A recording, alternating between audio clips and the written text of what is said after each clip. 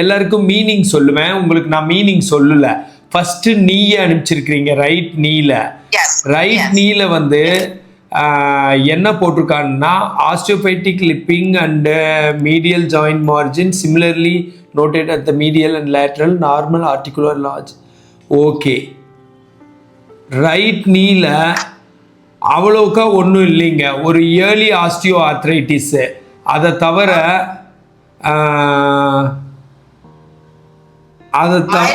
Right நீல வந்து ஒரு மைல்டு முட்டி தேய்மானம் மாதிரி தான் இருந்திருக்குது.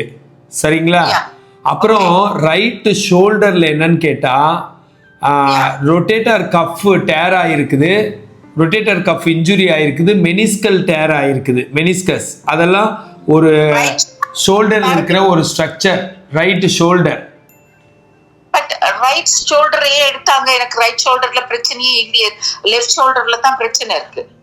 இதுல ரைட் எக்ஸ்ஆர் ஷோல்டர் ரைட்னு இருக்குன்னா, ஆமா, இதுல எழுதி இருக்கிறது இப்படி இருக்கு. ரைட் ஷோல்டர் தான் எழுதி இருக்காங்கன்னா, ஆமா ரைட் ஷோல்டர் தான் எழுதி இருக்காங்க. ரைட் ஷோல்டர்லயும் ஒரு நீர் கோர்த்து இருக்கிறதாவும் தேய்மானம் இருக்கிறதாவும் போட்டிருக்கிறாங்க. பெரிய ஆர்த்ரைட்டிஸ் ஷோல்டர் மாதிரி ஆஸ்டியோபைட்ஸ் எல்லாம் இருக்கிறதாவும் டீஜெனரேட்டிவ் சேஞ்சஸ் இருக்கிறதாவும் போட்டிருக்கிறாங்க. அந்த right hand there was a time that I couldn't lift my right hand. அந்த மாதிரி தான் போட்டிருக்காங்க. நான் சொன்னது கூட மெனிஸ்கல் டேர் அதெல்லாம் கொஸ்டின் மார்க் போட்டிருக்காங்க. உங்ககிட்ட கிளினிக்கல் ஹிஸ்டரி எடுத்து அப்படின்னு டவுட் பட்டிருந்துருக்குறாங்க ஆஸ்திரேலியாவில் இருக்கிற ஹாஸ்பிட்டலில். ஸோ அடுத்தது என்னன்னு கேட்டிங்கன்னா, அதே ரிப்போர்ட் வந்து ரிப்பீட் ஆச்சு. இப்போ அடுத்த பக்கத்துக்கு போகிறேன். அடுத்த பக்கம் 2 நீயும் எடுத்திருக்கிறாங்க. 2 நீயும் எடுத்துறதுல நீல வந்து ஜாயிண்ட் எஃப்யூஷன் எல்லாம் இல்லைனும், வலது நீ வந்து ரைட் நீ ஒர்ஸ் ஆன் லெஃப்ட் பெயின், ஒரே நிமிஷம், ஃப்ராக்சர் இல்லைங்கிற மாதிரியும் தேய்மானம் இருக்கிற மாதிரியும், டிகிரி ஆஃப் டீஜெனரேஷன், அப்புறம் மீடியெல்லாம் உள்பக்கம் டீஜெனரேஷன், 2 ஜாயிண்ட்லேயுமே 2 நீலையுமே வந்து மைல்டா ஆஸ்டியோ ஆர்த்ரைட்டிஸ் நீ, அதாவது முட்டி தேய்மானம் இருக்கிறதா எழுதியிருக்கிறாங்க. அது உங்க 70 இயர்ஸ் ஓல்டுக்கு ஆல்மோஸ்ட் நார்மல்னு சொல்லலாம்.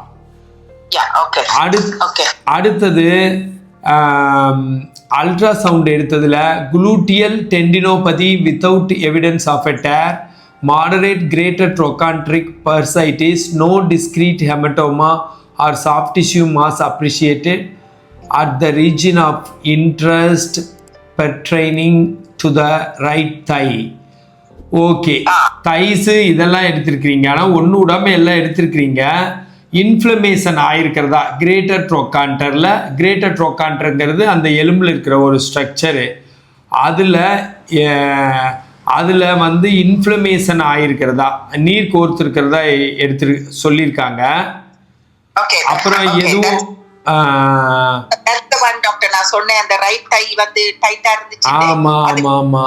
ஆமா அதை தவிர ஒன்றும் இல்லைன்னு தான் போட்டிருக்காங்க. அதை தவிர ஒன்றும் இல்லைன்னு போட்டிருக்காங்க.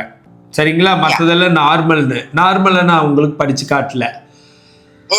அப்புறம் அதுக்கு அடுத்ததுல சிடி லம்பார் ஸ்பைன்ல என்னன்னு பாத்தீங்கன்னா, அங்கேயும் தேய்மானம் L4 L5 2 சைடுமே தேய்மானம் ஆயிட்டு கிரேட் 1 ஸ்பாண்டிலோலிஸ்தசிஸ். ஸ்பாண்டிலோலிஸ்தசிஸ்னா நான் அந்த நரம் போற ஓட்டை கெனால்லாம் சின்னதாகிடுற மாதிரியும், ஸ்பாண்டிலைட்டிஸ்க்கு அடுத்த ஸ்டேஜ் ஸ்பாண்டிலைட்டிஸ் கொஞ்சம் முத்தி போனால் ஸ்பாண்டிலோலிஸ்தசிஸாக மாற வாய்ப்பு அதிகம்.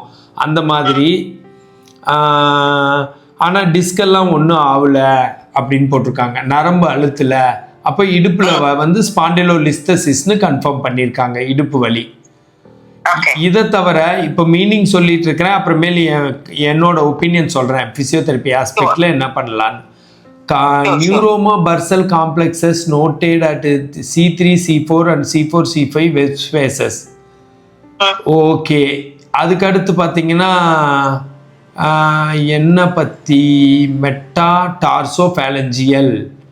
ஓகே, இது வந்து காலில் இருக்கிற விரல் பற்றி, டோஸ் பற்றி போட்டிருக்காங்க. ஆமாம், 3வது 4வது 5வது டோஸ்க்கு இடையில Yeah. ஏதோ நீங்க மரமரப்போ வலியோ ஏதோ சொல்லியிருந்திருக்கிறீங்க, Yes. Yes. அது சம்பந்தமாகவும் போட்டிருக்காங்க. எல்லாத்தையுமே Yeah. டெஸ்ட்டாக எடுத்திருக்கிறாங்க. அதுக்கடுத்து என்னன்னு பார்த்தீங்கன்னா, ரைட் ஃபுட்டு, வலது பாதத்தில் moderate osteo arthritis present in the right foot with hallux valgus deformity at the right first metatarsophalangeal joint. ஃபுட்டில் இருக்கிற மெட்டாடார்சோபேலஞ்சியல்னு ஜாயிண்ட் இருக்குங்க. அதில் விரல் அந்த பெருவிரலுக்கு நேராக இருக்கிறதுல அங்கே ஒரு ஆஸ்டியோ ஆர்த்ரைட்டிஸ் இருக்கிறதா போட்டிருக்காங்க.